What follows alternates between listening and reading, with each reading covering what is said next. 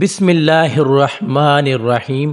شروع اللہ کے نام سے جو بڑا مہربان نہایت رحم والا ہے۔ السلام علیکم ناظرین۔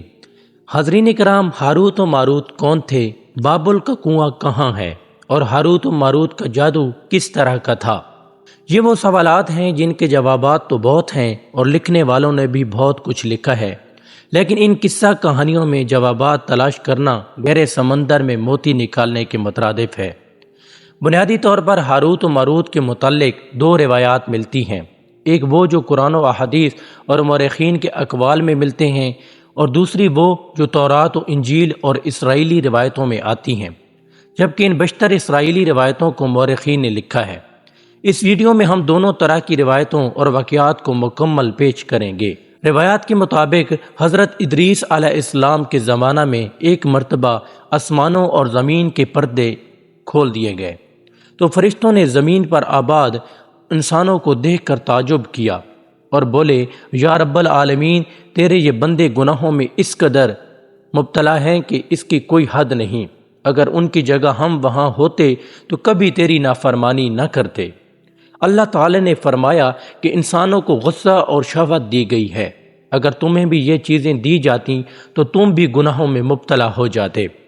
لیکن فرشتوں نے کہا، ہم ایسا ہرگز نہ کرتے۔ لہٰذا اللہ تعالیٰ نے فرشتوں کی دو جماعتوں میں سے دو فرشتے جن کا نام ہاروت و ماروت تھا، ان میں انسانی فطرت شامل کر کے بھیج دیا۔ وہ شہر بابل میں دو خوبصورت انسان بن کر آئے اور قاضی کے کام پر مقرر ہو گئے، جہاں وہ لوگوں کے درمیان فیصلے کرتے تھے۔ ایک مرتبہ ایک عورت ہاروت و ماروت کے پاس اپنا مقدمہ لے کر آئی کہ اس کا شوہر اسے بہت تنگ کرتا ہے۔ ہاروت و ماروت اس عورت کی خوبصورتی پر مرعوب ہو گئے اور اس پر عاشق ہو گئے۔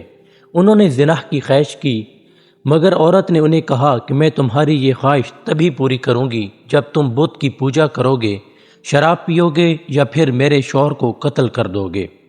ہاروت و ماروت نے شراب کو چھوٹا گناہ سمجھ کر پی لیا اور نشے کی حالت میں وہ دو کبیرہ گناہ کر بیٹھے، اور عورت نے ان سے آسمان پر چڑھنے کا ہنر بھی سیکھ لیا، جس کے ذریعے وہ آسمان پر جاتے تھے۔ جب عورت اس طریقے سے آسمان پر گئی اور اللہ تعالیٰ کے حکم سے اسے ستارے کی صورت میں مسخ کر دیا گیا۔ اس کا نام زورہ تھا، اس لیے سیارہ زورہ کہلایا، جسے آج وینس کہتے ہیں۔ ان گناہ کے بعد ہاروت و ماروت وہ اسم اعظم بھول گئے جسے پڑھ کر وہ آسمان پر جاتے تھے، اور سزا کے طور پر ان کو بابل کے کنویں میں الٹا لٹکا دیا گیا اور تا قیامت یوں ہی قید رہیں گے۔ یہ ایک اسرائیلی روایت ہے جسے امام قزوینی اور فخر الدین رازی جیسے مفسرین من گھڑت کہانی اور افسانہ قرار دے کر سختی سے رد کر دیتے ہیں۔ وہیں امام سیونی جیسے مفکرین اسے مستند مانتے ہیں۔ ہاروت و ماروت اور کابل کے کنواں کے متعلق ایک اور روایات کثرت سے بیان کی جاتی ہے، جس کے مطابق ایک زمانہ ایسا تھا جب شہر بابل زمین پر تہذیب و تمدن کا مرکز تھا۔ یہاں کے لوگ باطل خدا کی پرستش کیا کرتے تھے۔ یہ لوگ اپنی قسمت ان سے وابستہ سمجھتے تھے، اس لیے علم نجوم اور علم فلکیات میں بڑے ماہر تھے۔ یہ لوگ جادو کو بہت اہمیت دیتے تھے۔ یہ لوگ طلسم جادو کے علم میں بہت بڑھ گئے تھے اور ان کا جادو دور دور تک مشہور تھا۔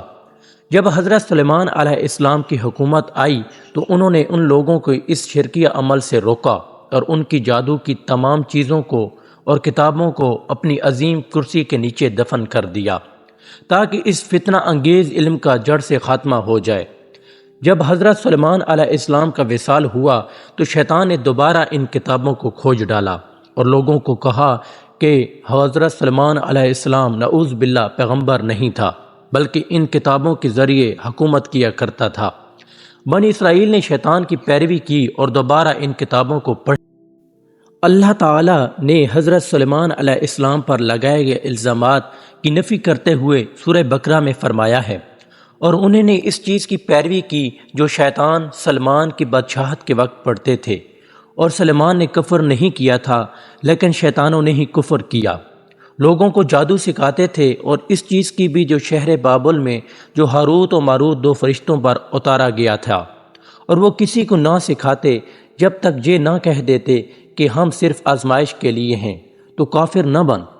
لہٰذا جب یہ فساد زیادہ ہو گیا تو اللہ تعالیٰ نے 2 فرشتوں کو انسانی صورت میں بھیجا تاکہ وہ لوگوں کو سکھائیں کہ کس طرح جادو کا مقابلہ کرنا ہے، مگر یہ تعلیمات غلط بھی استعمال ہو سکتی تھیں۔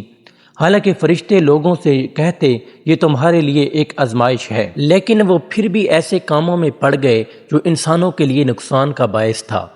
بعض عربی روایات میں یہ بھی مذکور ہے کہ لوگ اس کنویں میں جاتے اور ہاروت و ماروت سے جادو سیکھتے۔ بعض مورخین کا کہنا ہے کہ عراق کے شہر حلہ کے قریب ایک کھنڈر میں قدیم کنواں ہے جہاں بابل کی سرحد شروع ہوتی ہے۔ یہ اس کنویں کو ہی چاہے بابل قرار دیتے ہیں۔ بہرحال اس واقعے سے ہمیں یہ سبق ملتا ہے کہ سفلی اور جادو شرکیہ عمل ہے، مگر یہ کہ اس کا استعمال فساد اور شرپسندی کے خاتمے کے لیے کیا جائے۔